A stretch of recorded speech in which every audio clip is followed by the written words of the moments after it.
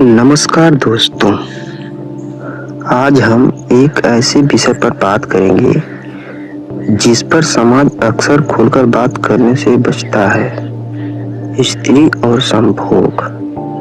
ओशो कहते हैं कि संभोग केवल शारीरिक मिलन नहीं, बल्कि यह दो आत्माओं के मिलने का एक गहरा अनुभव भी हो सकता है। स्त्री को सदियों से केवल एक शारीरिक के रूप में देखा गया, लेकिन ओशो का मानना था कि स्त्री एक रहस्य है, एक ऊर्जा है, एक संवेदना है।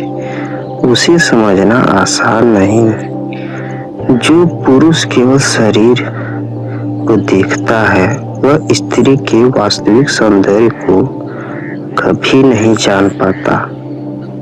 ओशो कहते हैं कि स्त्री प्रेम से खिलती है। उसके लिए संभोग केवल शारीरिक क्रिया नहीं, बल्कि भावनात्मक जुड़ाव का माध्यम भी है। यदि प्रेम नहीं, सम्मान नहीं, तो संभोग अधूरा रह जाता है। उन्होंने कहा कि पुरुष अक्सर जल्दी में होता है, लेकिन स्त्री का स्वभाव अलग है। वह धीरे धीरे खुलती है, जैसे कोई फूल सुबह की धूप में खिलता है। यदि उसे सम्मान, विश्वास और प्रेम मिले, तभी वह अपने संपूर्ण रूप में सामने आती है। ओशो का कहना था कि दुनिया ने सेक्स को पाप बना दिया, इसलिए लोग अपराध बोध में जीने लगे, लेकिन प्रकृति ने इसे जीवन का आधार बनाया है। इसे डरने की नहीं, इसे समझने की आवश्यकता है। जब दो लोग प्रेम में होते हैं तो संभोग केवल शरीर तक सीमित नहीं रहता, वह ध्यान की अवस्था भी बन सकता है। उस क्षण में मन शांत हो सकता है, विचार रुक सकते हैं और व्यक्ति वर्तमान में पूरी तरह उपस्थित हो सकता है। स्त्री की सबसे बड़ी आवश्यकता केवल शारीरिक सुख नहीं, बल्कि भावनात्मक सुरक्षा और प्रेम है।